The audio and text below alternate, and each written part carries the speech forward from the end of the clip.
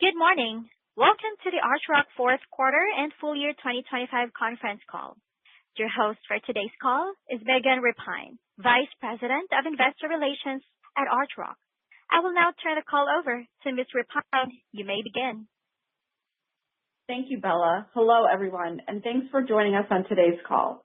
With me today are Brad Childers, President and Chief Executive Officer of Archrock, and Doug Aron, Chief Financial Officer of Archrock. Yesterday, Archrock released its financial and operating results for the fourth quarter and full year 2025, as well as annual guidance for 2026. If you have not received a copy, you can find the information on the company's website at www.archrock.com. During this call, we will make forward-looking statements within the meaning of Section 21E of the Securities and Exchange Act of 1934, based on our current beliefs and expectations, as well as assumptions made by and information currently available to Archrock's management team. Although management believes that expectations reflected in such forward-looking statements are reasonable, it can give no assurance that such expectations will prove to be correct. Please refer to our latest filings with the SEC for a list of factors that may cause actual results to differ materially from those in the forward-looking statements made during this call. In addition, our discussion today will reference certain non-GAAP financial measures, including adjusted EBITDA, adjusted EPS, and cash available for dividend. For reconciliations of these non-GAAP financial measures to our GAAP financial results, please see yesterday's press release and our Form 8-K furnished to the SEC. I will now turn the call over to Brad to discuss Archrock's fourth quarter and full year results and to provide an update of our business. Thank you, Megan, and good morning, everyone. 2025 was an incredible year for Archrock, one that leveraged a multi-year transformation of the business and demonstrated the strength, durability, and scalability of our strategy against what continues to be a robust outlook for our business. Before I review our fourth quarter and 2025 performance, I want to thank our employees across the organization for their tireless focus on safety, customer service, and execution. This was another extremely busy year, and our team delivered. The results we're reporting today simply do not happen without the commitment and excellence of Archrock's amazing team. We achieved much across the business in 2025. Compared to 2024, we increased adjusted EPS by 68% and adjusted EBITDA by 51%.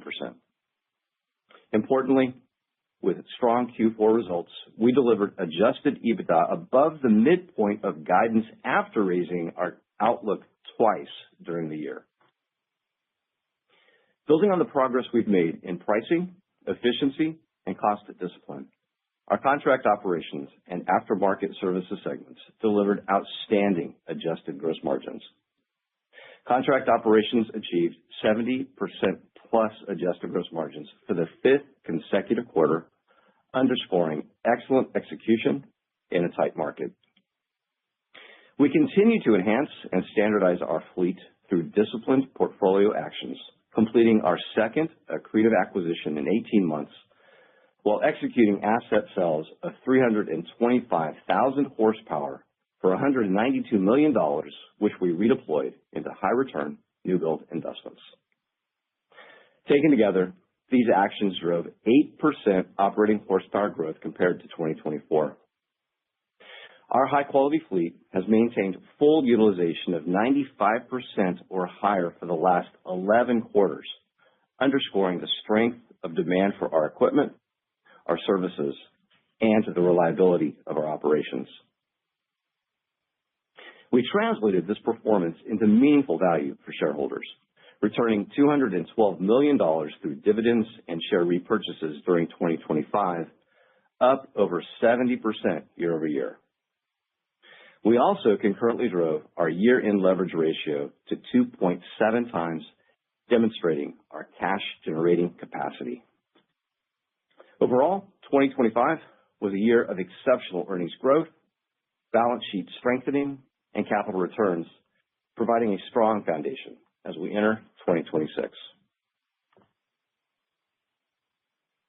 As we look ahead to 2026, our strategy is grounded in the role natural gas continues to play as a critical component of the global energy mix. Our strategic focus for 2026 centers on three priorities. First, capturing opportunities to invest in our natural gas-levered transformed energy infrastructure and compression platform by helping our customers move more gas to market more efficiently, safely, and with lower environmental impact. We continue to allocate capital toward large horsepower and electric motor drive compression, where we see durable demand, strong returns, and clear benefits for both our customers and our shareholders. Second, maximizing the reliability of our service for our customers. Reliability remains our central value proposition. We're continuing to standardize our field operating model and further enhance adoption of the technology we've implemented across the business. We're deploying advanced digital tools, analytics, and machine learning to improve service quality, streamline workflows for our customers, optimize maintenance execution, and expand our remote monitoring capabilities. These initiatives are designed to increase equipment reliability and safety, reduce unplanned downtime, and drive higher fleet utilization and operating efficiency.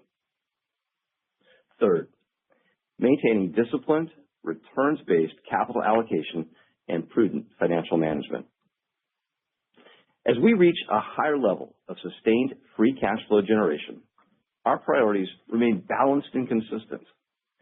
Investing in high-return growth opportunities we see in this durable growth cycle and returning capital to shareholders, while also maintaining a strong balance sheet.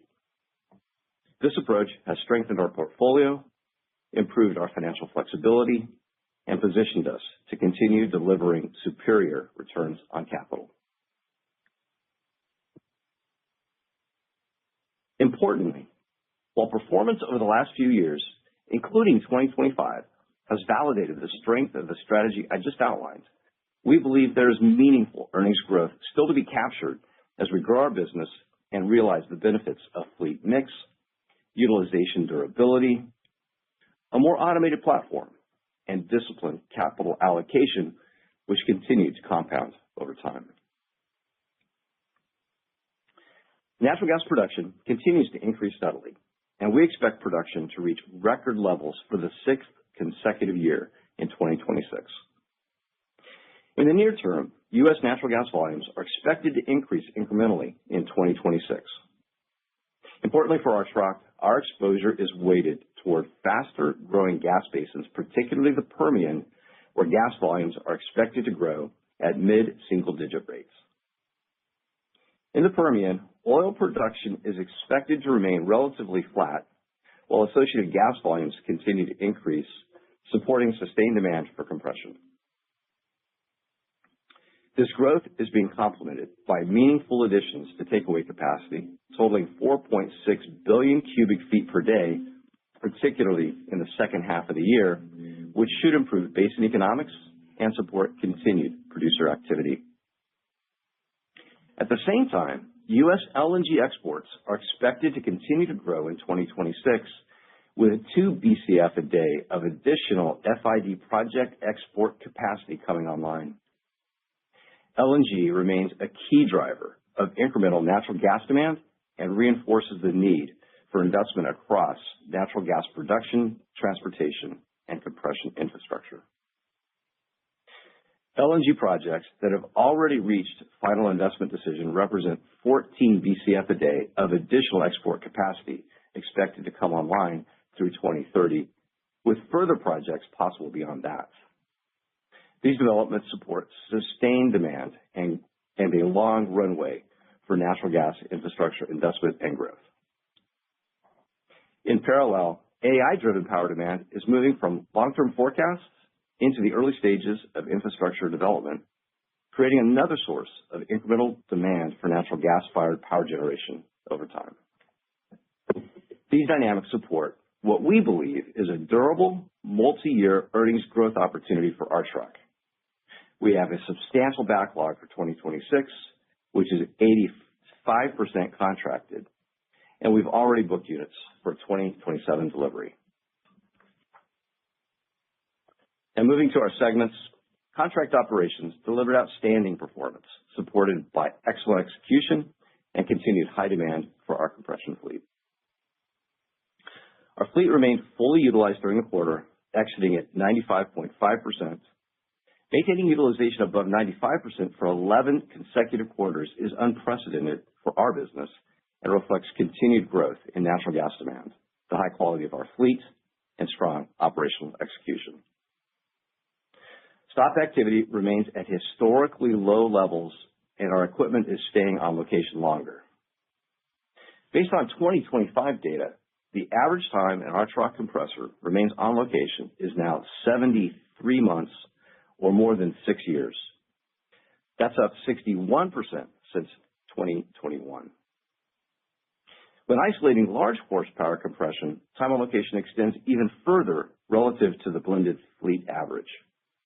Average time on location is 97 months or more than 8 years for units with 1,500 horsepower or more, reflecting their use in midstream applications. As we continue to invest in this highly profitable and sticky segment of the market, we expect time on location to extend further over time. At quarter end, we had 4.6 million operating horsepower. Sequentially, operating horsepower declined by approximately 80,000 as new build deliveries during the quarter were more than offset by the sale of approximately 123,000 horsepower, including 84,000 active horsepower, which we completed at year end. For the year, compression asset sales totaled 325,000 horsepower, including 175,000 active horsepower, generating $192 million in cash proceeds and net gains on asset sales of $47 million, while reducing estimated 2026 adjusted EBITDA by about $18 million. Monthly revenue per horsepower moved higher on a sequential and year-over-year basis. In 2026, we expect to benefit from a full year's impact of rate increases from 2025, and we also expect additional price increases in 2026, though at more modest levels. We achieved a quarterly adjusted gross margin percentage of 78%. Strong pricing and solid cost management drove underlying operating profitability to 71.5% in the quarter, up from 70% in the third quarter of 2025, excluding the impact of prior period cash tax settlements and credits in both periods. Results reflect lower make-ready and lube oil costs and efforts to mitigate inflation in labor and parts through ongoing cost management. Fourth quarter 2025 adjusted gross margin further benefited from $23 million in prior period cash tax settlements and credits, which is the driver of the gross margin percentage increase from the 71.5% level to the reported 78% level. Moving to our aftermarket services segment, performance remains solid despite the typical seasonal slowdown in the fourth quarter. Aftermarket services continued to deliver consistent margin performance, with adjusted gross margin percentage remaining firmly above 20% and well above historical levels despite normal fluctuations in activity. This reflects our continued focus on higher quality, higher margin work, disciplined cost management, and reliable execution. Turning to capital allocation, our framework remains disciplined and returns-focused, with growth investments and shareholder returns as our top priorities, supported by a strong and resilient balance sheet. First, on growth investment. We previously stated that we expected 2026 growth CapEx would be a minimum of $250 million, and last night we refined our guidance to between $250 and $375 million. $275 million. This level of CapEx reflects continued strong demand, as well as a deliberate and disciplined approach. It also represents a similar level of level compared to the previous 2 years, especially when factoring in that 2025 growth capital expenditures included acquired new horsepower investment backlog from both the TOPS and the NGCS transactions. At this level of growth capital, we expect to generate substantial free cash flows, both before and after dividends, supporting our strategy of increasing returns to shareholders over time. Most recently, our confidence in the outlook for the business and our financial position supported an increase in the fourth quarter dividend to 22 cents per share. This was up approximately 5% compared to the prior quarter and up 16% year over year as we focus on maintaining a well-covered dividend that grows along with the profitability increases in our underlying business. This dividend increase still provides flexibility for additional shareholder returns. This includes $117.7 million of remaining authorization under our share repurchase program as of year-end, which we expect to continue to use as a tool for value creation for our shareholders. Our strategy has been to buy back shares on a regular basis while being more active during periods of market dislocation from the strong fundamentals we see ahead. We've returned over $92 million to stockholders since program inception at an average price of $22.72, including $70 million during 2025 compared to $13 million in 2024. From a balance sheet perspective, we exited the year below our long-term leverage target range of 3 to 3.5 times, and we currently expect to operate below 3 times in the near term.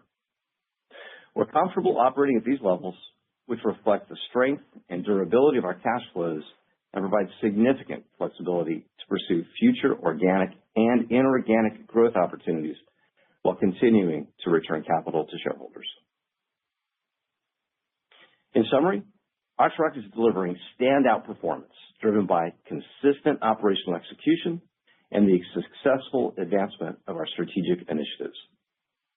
As we look ahead, we believe we have additional opportunities to continue monetizing our transformed platform with earnings growth driven by disciplined execution and capital allocation, and further supported by durable market tailwinds across the natural gas infrastructure. With that, I'll turn the call over to Doug to walk through our fourth quarter and full year financial performance and provide additional detail on our 2026 outlook. Thank you, Brad, and good morning, everyone. Let's look at a summary of our fourth quarter and full year results and then cover our financial outlook for 2026. As we review the quarter, it is important to note that results included a few discrete items, which I will walk through briefly. We've also provided supplemental slides on our website with additional details, which bridge the results we reported last night to both 2025 guidance as well as our 2026 expectations. Net income for the fourth quarter of 2025 was $117 million, and adjusted EBITDA was $269 million, bringing net income for the full year 2025 to $322 million and adjusted EBITDA to $901 million. Underlying business performance exceeded expectations in the fourth quarter, and fourth quarter results further benefited from a $23 million cash net benefit to contract operations cost of sales related to prior period sales and use tax, audit settlements, and credits, as well as a $32 million of net gains from the sale of compression and other assets, which occurred at the end of the year. These two items were not included in the 2025 annual guidance we provided on our third quarter call, and excluding them, we would have delivered full year 2025 adjusted EBITDA of $846 million, above the midpoint of our most recent guidance range of $835 million to $850 million. Turning to our business segments, contract operations revenue came in at $327 million in the fourth quarter of 2025, consistent with the third quarter of 2025.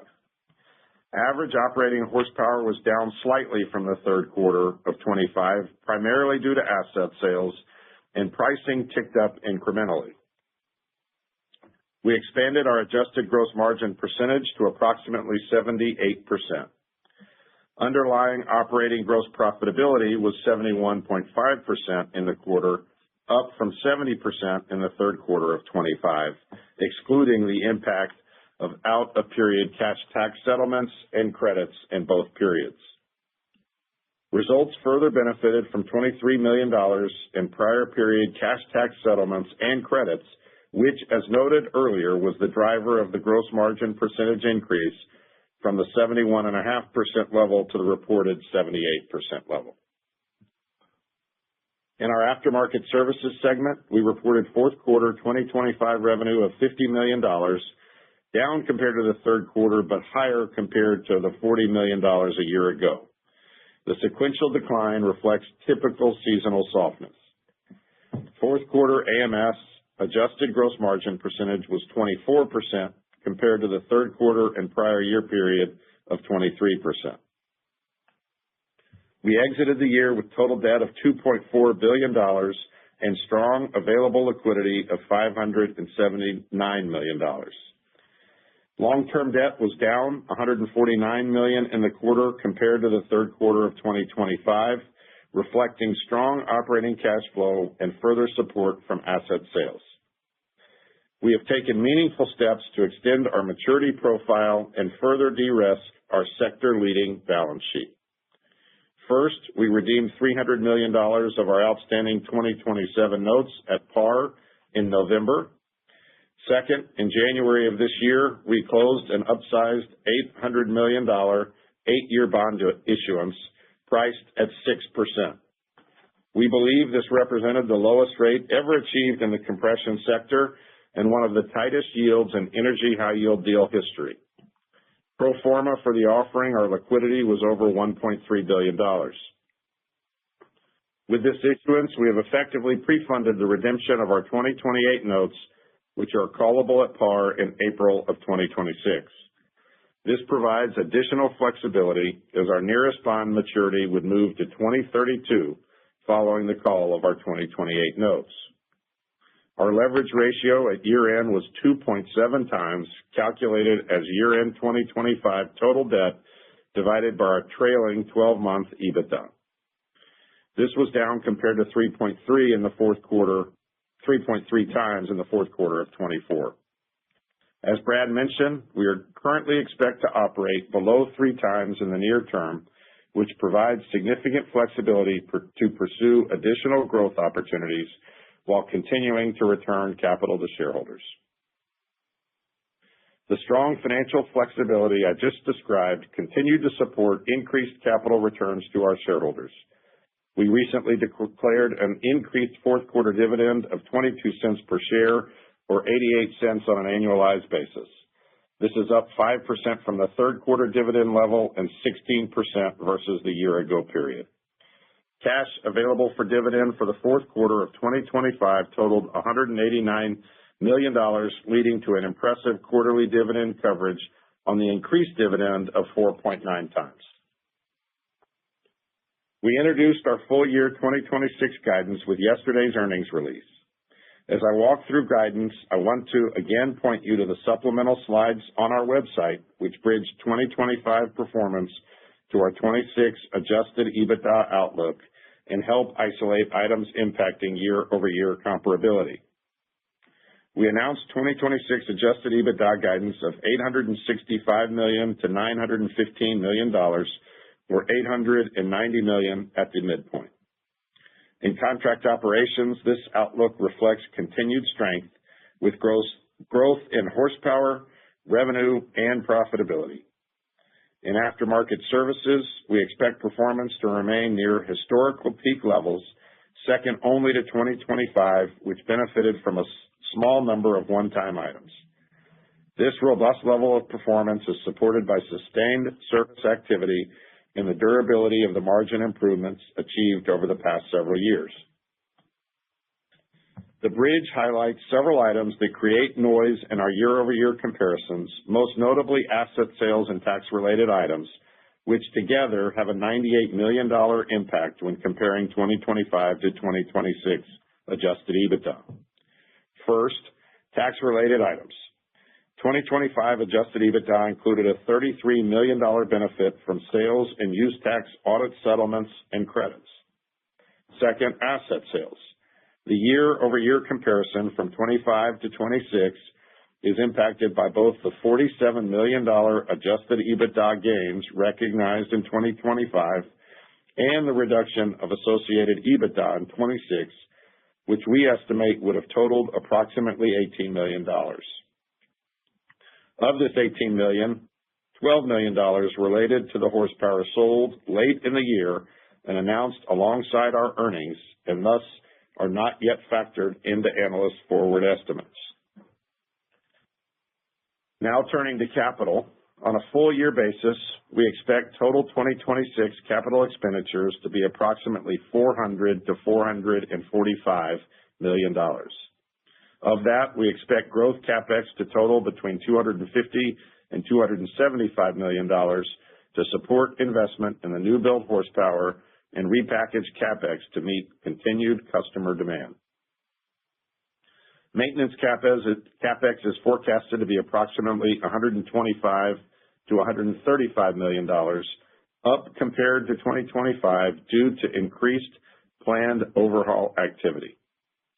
We also anticipate approximately $25 to $35 million in other CapEx, primarily for new vehicles.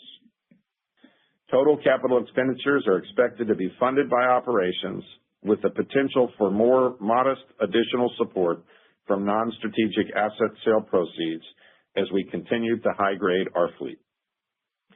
Before we open the line for questions, I'll close by reinforcing that Archrock enters 2026 with strong momentum and a very solid financial foundation.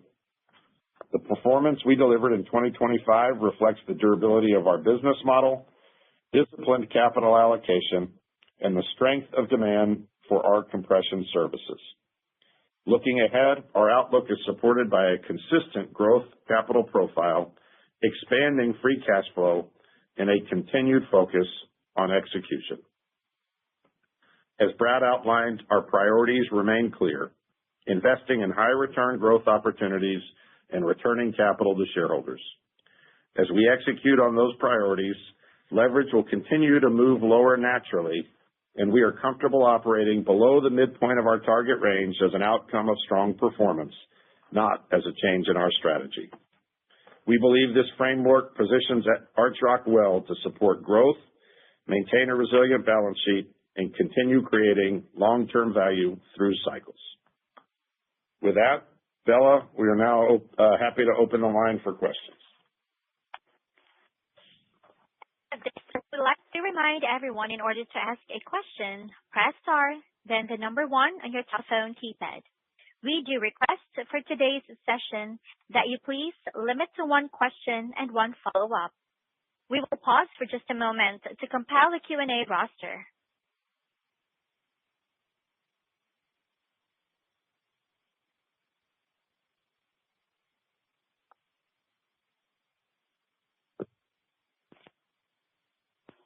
Your first question comes from the line of Doug Irwin with Citi. Your line is now open. Please go ahead. Hey, thanks for the question. Just wanted to start with the growth CapEx guidance here. Just wondering if you could talk about how much organic horsepower you see that translating to being added this year, and then maybe if you could just help fine-tune just the cadence of fleet additions throughout the year. Yes, Doug, thanks for the question. The CapEx should translate into about 170,000 horsepower that we expect to take delivery of in 2026. And as far as the impact through the year, while it's generally ratable over the 4 quarters throughout the year, we are somewhat front-end loaded and expect about 60% of that horsepower to start up in the first half of the year, which is beneficial and just shows the strength of the continuing demand that we see in the market and that we are receiving from our customer base. Yeah, that's helpful. And as a follow-up, maybe just around lead times, we've heard some peers talk about lead times getting longer here to start the year. Could you maybe just talk about what you're seeing today and then how that maybe impacts the way you're thinking about both build jobs moving forward and kind of the balance of your pricing power and where you might see gross margin trending in a tighter environment over the next few years? Lead times have definitely extended. Right now, the long lead time item, the gating item for gas drive equipment is Caterpillar, and for the large horsepower equipment that is the bulk of what we are investing in, it's out to 110 to 120 weeks. For larger horsepower, it's out even further. So lead times have definitely extended as the market is in full pressure and demand for natural gas infrastructure, including compression, which we're very happy and excited to be a part of. As far as the impact on us, fortunately, looking at 2026, we are booked to meet our customers' needs for the year. We are that horsepower is 85% committed to go to work, so we have only a little bit left in the year that would be available for new bookings, and we've already started booking horsepower into 2027. And we expect that we will fully be able to meet our customers' needs for growth through that period of time. So while the supply chain is definitely extended right now, showing the high demand in the market, we will have access to the equipment to meet our customers' needs in 2026, 2027. It's way too early to talk about any years beyond that. As far as the impact on pricing, it's an interesting market right now. There's a slight pause in some oil activity, and that's moderated, I think, some of the immediate pressures for the overall industry and for our segment. And so while we expect to see price increases on our installed base in 2026 at a more modest level, as I think I mentioned in my prepared remarks, we do see price increasing in the year. On the current market, it's at a more moderate level for sure, just because we've all caught up with inflation and the current demand in the market is basically well priced. And as you can see, we think the industry is operating at a high level of profitability. Understood. Thanks. Your next question comes from the line of Jim Rollyson with Raymond James. Please go ahead. Hey, good morning, everyone. Brad, following up on your comments on lead times, one would think as far out as they've stretched to for someone like Caterpillar, that usually more material price increases on their front come down the road. And I'm curious your thoughts there, just because as you talk about more moderate price increases from your end in 26, if they obviously hike prices for future deliveries into 27 and beyond, presumably that affords you the ability to catch up with that to maintain your return. So I'm just curious your thoughts on that. First, we have not seen any significant change or received any significant change in Caterpillar's overall pricing strategy impacting us. Second, we have also not really seen a tremendous change in the pricing from our packagers for the total compression package that's been passed on to us. But the good news is that when we do see that, we will have the full flexibility to price that into our forward pricing with our customer base. One of the main impacts, most interesting impacts of this period we've gone through, where over the last 5 years or so we've had significant inflation impacting our fleet, is it has certainly made the existing equipment we've invested in over the prior period, over the prior years, a lot more valuable. And a lot of the returns that we can generate in our business are from the value we get from those prior investments, the pricing power we receive in the current market because of the high demand for compression. And so that value creation that we come from the installed base way outweighs what's going to happen from an inflationary perspective coming through the system from Caterpillar or from the packagers in the near term, all of which we can price in and pass on. That was exactly why I asked the question. Appreciate that answer. And then following up, I can't recall a time when you've been in quite this position from a leverage and free cash flow generation perspective, even after dividends. And as you kind of look forward over the next 2, 3, 4, 5 years, obviously the gas backdrop is such that you've got a nice runway of annual organic growth there, but your cash flow is going to be far exceeding your ability to spend it seems like, in this. I'm just curious, as you think about this, you run out of obvious M&A candidates in your main fairway. Do you return more to shareholders? Do you look at, you've had at least one of your peers enter into another business line as a means to deploy incremental capital? Just how do you think through that? Because you're in a very enviable position, and I'm just kind of curious how you guys think about that outlook. I think you could have asked a bigger question, but I'm not sure how. There's a lot to unpack there. I'm going to try to pick a couple of points to make. The first is that we have had worse problems in the past than having to figure out what to do with a lot of free excess cash flow for the benefit of our investors. So we're excited about the position we're in. We think that it demonstrates the strength of this segment. It demonstrates the strength of the natural gas infrastructure sector overall, which is going to continue to grow, and it generates a lot of cash as we're seeing right now. And right now it's generating it on a sustained basis. A lot of this is the benefit of the capital discipline that we've had in the overall energy sector, we've had in the midstream sector, we've had in the compression space particularly. And as long as that holds, that level of discipline is going to continue to be rewarded by generating great cash returns for our investors. So we're excited to maintain that.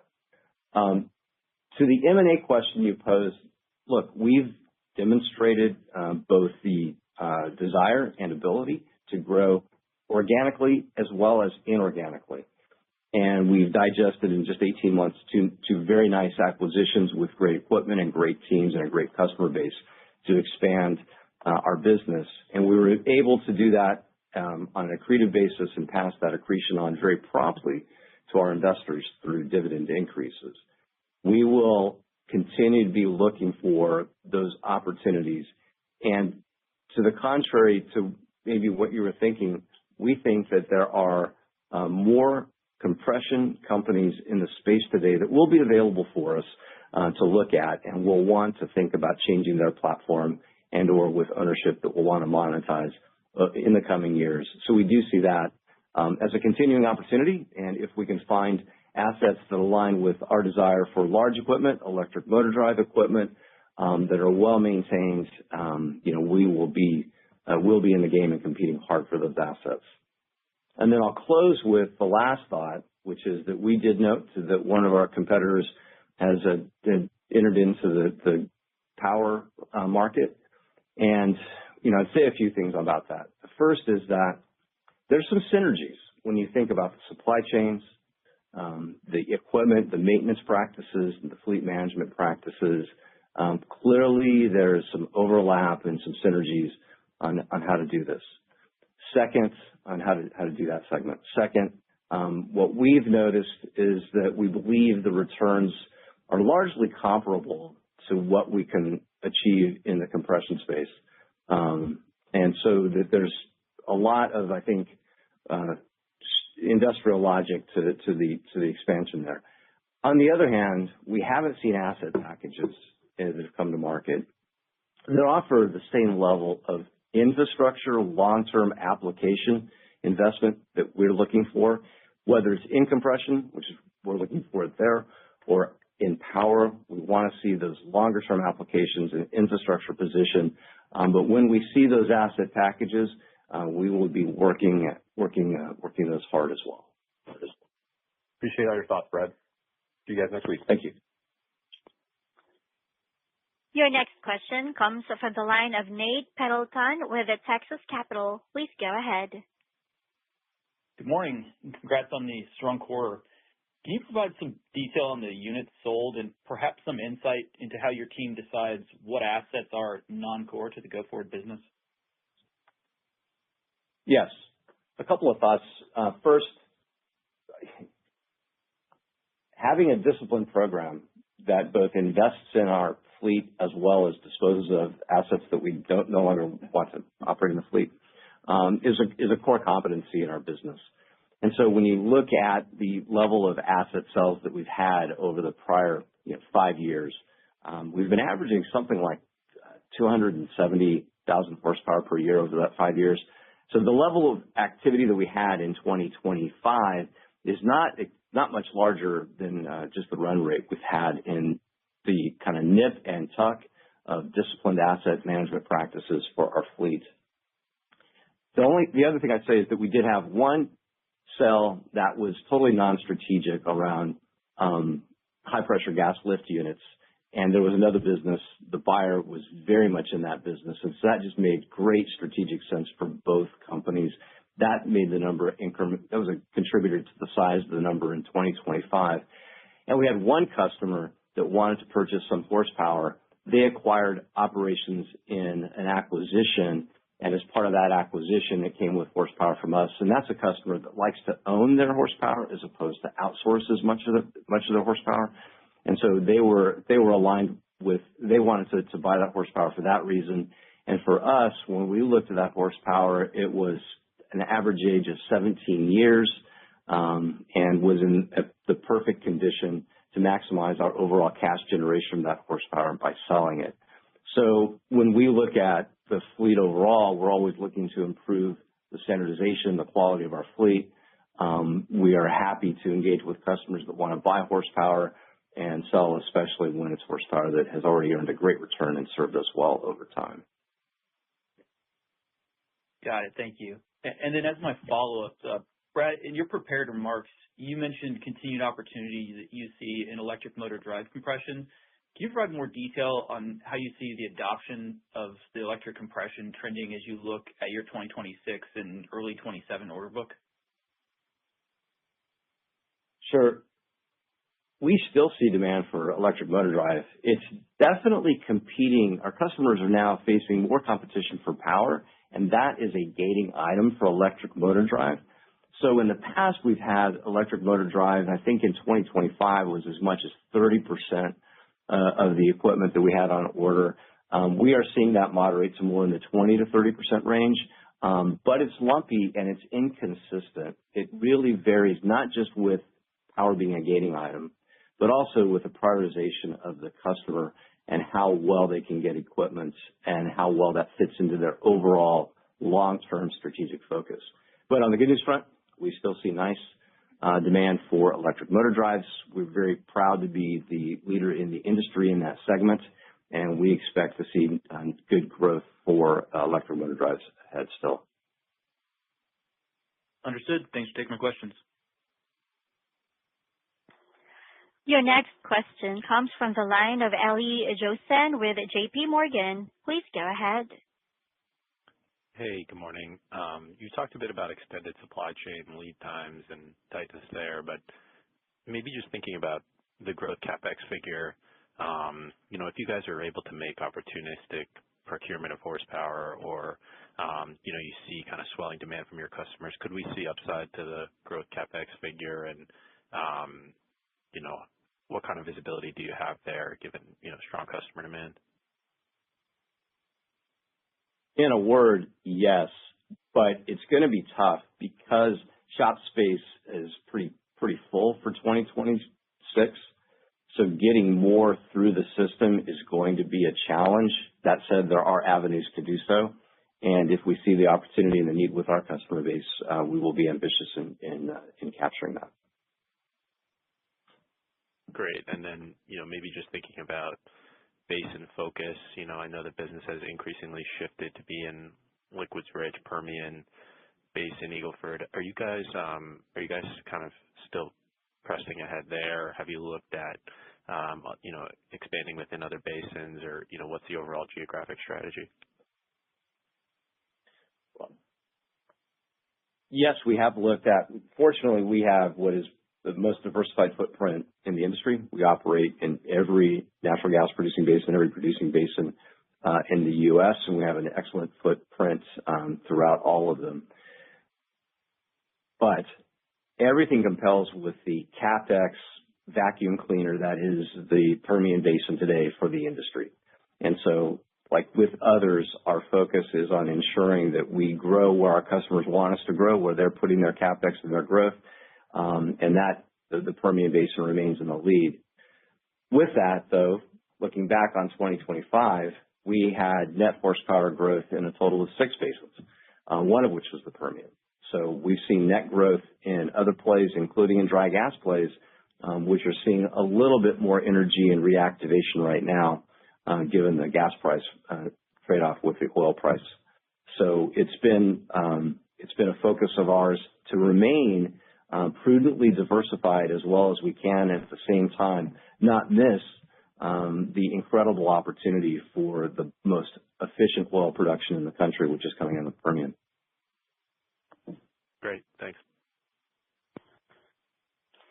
Your next question comes from the line of Salman Akhil with Stifel. Please go ahead. Thank you. Good morning.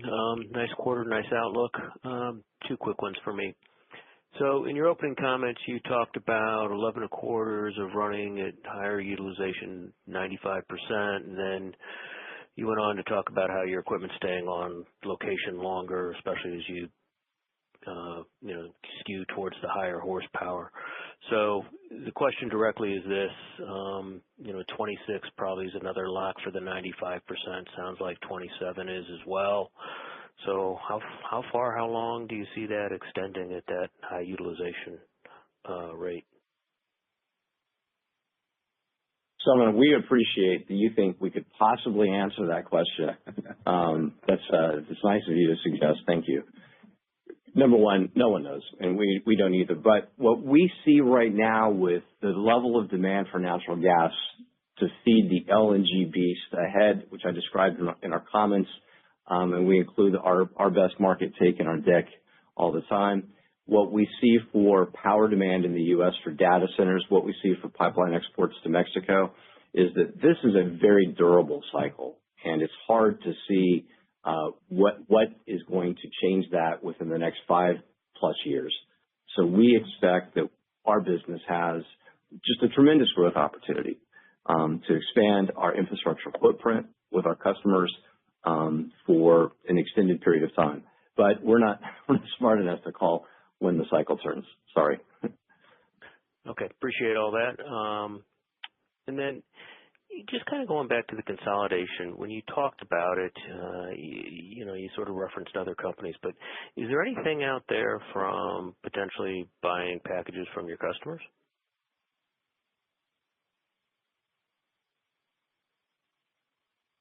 Reflecting on the acquisitions we've done, we've actually had success doing that. Going back, pretty far back, there was a time when we acquired what was primarily the compression operations of Chesapeake, which we completed in 2 separate transactions. When we acquired the Elite assets back in 2018, that was primarily the asset packages that were supporting and organized by affiliates of Hillcorp. But it was run in a separate company, and the primary customers in that were both Hillcorp and Marathon, as we discussed at the time. So we've seen success in acquiring packages that were organized for sale in that way. That said, in other instances, we've seen this to be a very hard area to get a lot of traction between the operating teams and the financial teams within our customer base. And so while we've had success in the past and we have those discussions ongoing with our customers, it hasn't fit the mold of a high volume of steady transactions that would be a purchase leaseback machine. So while there are opportunities out there, we think they're going to be structured more like traditional M&A. Got it. All right. Thank you for all the color. Thank you. Your next question comes from the line of Steve Ferazani with Sidoti. Please go ahead. Morning, everyone. Appreciate you taking my questions. I was pleasantly surprised by the SG&A guide, given the growth in the fleet, given the growth in cash flow. You certainly could be looser on spending, but it looks like you're even getting tighter. And obviously, we're seeing that in your margin guidance on the contract operations, where it looks like you're more than offsetting any kind of inflationary pressures. Can you talk a little bit about your actions there and what you're trying to do in a growth market containing those costs? On the SG&A front first, and then on OpEx, the nice thing about this business and our platform is our SG&A is very scalable. We can add quite a bit to our operational activities without expanding our SG&A proportionately. So what you're really seeing is the benefit of the full year acquisition benefits coming from the NGCS transaction and the expansion of our organic horsepower, and we have a great SG&A platform that can grow our activity without growing our SG&A investments. So it's just a very scalable position to be in. We expect to benefit from that in the future, and that's why you're seeing, when you think about SG&A as a percent of revenue, you're seeing that continue to come down nicely. On the OpEx side, I'm going to point out a few things that are really long-term focused from a strategic perspective, and we're seeing the benefits now, and so are our customers. Over the last several years, we've focused hard on our fleet mix, expanding into large horsepower, expanding into electric motor drive. These are the two most profitable segments of the market, and by shifting that mix, if you look over a long period of time, you're going to see that our OpEx per horsepower costs have remained super flat for a long time, notwithstanding inflation, because we've been fighting off inflation and some of these pressures by engaging in these strategies of adopting a different fleet mix focused on large engines and motor drive. Second, we've been adding technology to our platform, and so we've invested hard into digitization, automation, and just great telemetry into our system, and that's driving a lot of savings in activity, a lot of efficiency and optimization into our activities in the field. So those are the big threads that we're reaping the benefits from. And candidly, so are our customers, because we've been able to actually manage the concurrent improvement of customer service, maximizing uptime for our customers, and at the same time managing our costs, which we get to pass some of that on to them in the form of very competitive rates. So those are the biggest drivers that I can think of on how we're attacking costs even in this market. Yeah, I would maybe just make one more point on SG&A, which is that look, 25 levels were elevated just a little bit, candidly, in recognition of the incredible performance delivered by both the management team and also all of the operating team. And so you saw our short-term incentive and longer-term incentives flow through a bit into that, something that we're glad to share, up and down throughout the entire company. But with stronger performance comes stronger expectations in 26. So that level for guidance was reset to more of a target level. I think Brad otherwise, summed that up well. That's really helpful. Thank you. I always try to get a question in about aftermarket, Brad. The guidance there, look, I know 25 you benefited from equipment sales, and you've pointed out how that can affect margins. I'm just curious about the growth opportunities, given that U.S. compression third parties is growing as well. At any point, do you become labor constrained to meet third-party service demand, or can you continue to grow that business? I actually really appreciate getting a question on AMS, because it has been a standout performer for us for a couple of years now. And that team has just done an excellent job in improving the profitability of the business. But one of the strategies to improve the profitability of the business is to be more selective on the jobs that we take and the customers that we work with.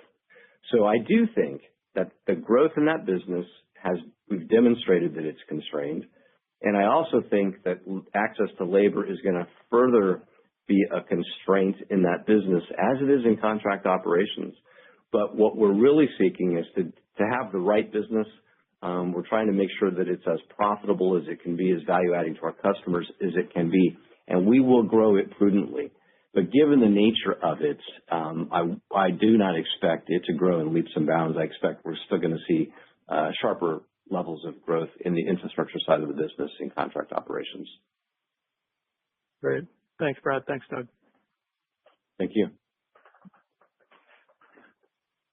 Question comes from the line of Elvira Scotto with RBC Capital Markets. Please go ahead. Hey, good morning. Thanks, everyone. So just a couple of follow-up questions for me. The first one, you talked about your investments in technology over the years, telemetry, big data, et cetera. Can you talk about how much more margin improvement or uptime or what you can drive over time? What inning are we in, if you will? And are there other AI initiatives you can undertake to drive incremental, margin improvement or uptime for your customers? Any additional color there?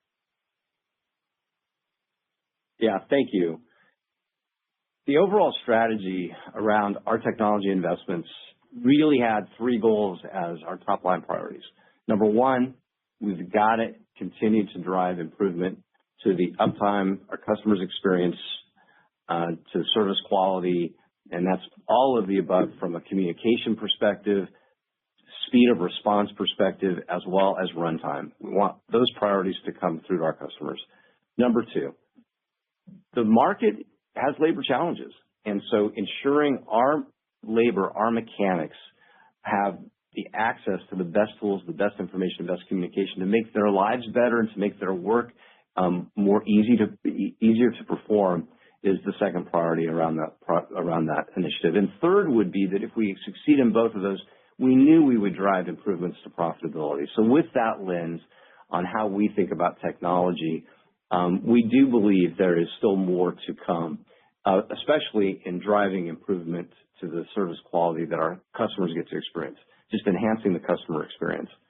We are deploying AI in a couple of ways throughout our business, both to make sure our mechanics have the best information at their fingertips and candidly at their laptop and on their iPhone as they can. So the speed of how they can ask questions and receive information is something we're working on quite a bit. Second, we can also make our machines smarter and tell us more. And so getting the data machine to have great analytics capability and using AI to sort through the noise to identify the most actionable items coming from the alarm system within all of the telemetry and all the sensors we have on the equipment is something we're absolutely working on. And last, there's more ahead of that. We believe that there's also additional sensor technologies, vibration technologies, and acoustic technologies that can utilize AI on the equipment. And we're working hard to figure out how to bring those to market. So that's what we're working on. We're really pleased with the progress we've made to date, the improvement it's had to our operations. But I can't even call the inning in this, Elvira, because I think technology is a continuous improvement exercise, and we're going to focus on driving continuous improvements in the operations that we have at the company. Great, thank you. That's very helpful. And then just my quick follow-up. Are you seeing any change in your customers' desire to insource compression more or outsource compression more? Any change to that dynamic? We have not seen a change or shift in the dynamic of insourcing and outsourcing. We believe that the customer's primary decision-making around what they're going to do with their compression is driven by their own capital availability, capital allocation, and a buy-lease analysis of how long they think they can earn a return on that asset. And all of those factors still favor significant outsourcing, we believe, in the market today. When you think about where we're at, where our large horsepower stays on location on average about 8 years, if that is a unit that the customer was considering to purchase and they only had 8 years of use for it, it doesn't make a lot of sense for them to make a 30-year investment for 8 years. So we still think that the overall buy-lease analysis is informed by how long the customer expects to be able to utilize that equipment. And what we see in the outsourced industry is that we can amortize our 30-year investment over a broader geography, over a broader customer base. And so that's the driver of our value proposition, and we haven't seen a change in that. Great. Thank you very much. Your last question comes from the line of Nick Amicucci, with Evercore Evercore ISI. Please go ahead. Hey, good morning, guys.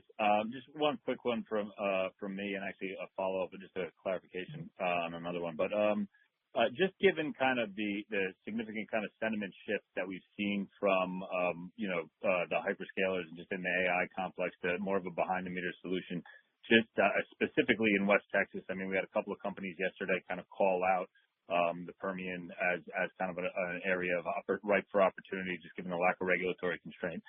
Just wanted to see, has that kind of come to fruition? Have you guys been seeing that level of demand on your end? Have you seen that kind of true inflection of demand yet, or is there kind of inevitably more to come on that? If I'm understanding the question, fully, what we're seeing is let me just ask for a clarification. Is that a question for the demand for power, provision for power, or translating into compression? Could you clarify for us, please? Translating into compression, just given that the vast majority of all of this demand, right, is going to be powered through natural gas, so through natural gas generation. So just kind of reading the tea leaves, it would kind of imply that we'd have some significant demand in that area. Yes, thank you. That's really helpful. What we are seeing just overall is the demand for in-basin gas supply is something we're seeing an increase in, and I think a lot of it is driven by more in-basin use of natural gas rather than needing to find a long-haul pipeline to get it out to support other markets. So yeah, we are seeing that translate in demand, but it's translating into more, to be direct, more future demand than it is immediate current demand. Got it. Perfect. Thanks so much. And then just kind of touching quickly on the aftermarket, the AMS segment again. So understand that it's probably you guys are taking more of a prudent approach, but just given that we are seeing kind of the units, the assets run harder for longer, and kind of the constraints within the supply chain, is there a meaningful kind of price opportunity that could be there, especially given that you guys are taking more of a prudent and deliberate approach, like unit economics, just trying to figure that out from a margin perspective? We're really happy actually with the returns we're achieving right now, and the 24% gross margin for the prior quarter, something that we're pretty excited about. That said, we do see opportunities that we're not going to go into detail on for other reasons, you can imagine, to continue to improve both the stability, quality, and earnings in that business. But what I'd say is that if you think about a business that has very low barriers to entry and a ton of competition, the aftermarket services might be in the dictionary under that heading. And so finding the right strategy to execute both with excellence, with the right customer base, and on the right jobs remains a priority for us in operating that business. Great. Thanks, guys. There are no more questions, and now I'd like to turn the call back over to Mr. Childers for final remarks. Great. Thank you all for joining us today and for your continued interest in Archrock. By nearly every measure, 2025 was a standout year for the company, and we're encouraged by how 2026 is shaping up as we benefit from strong U.S. gas production trends and the returns from our continued investment in a first-class compression platform. We appreciate your support and look forward to updating you on our progress next quarter. Thank you. Ladies and gentlemen, that concludes today's call. Thank you all for joining. You may now disconnect. Everyone, have a great day.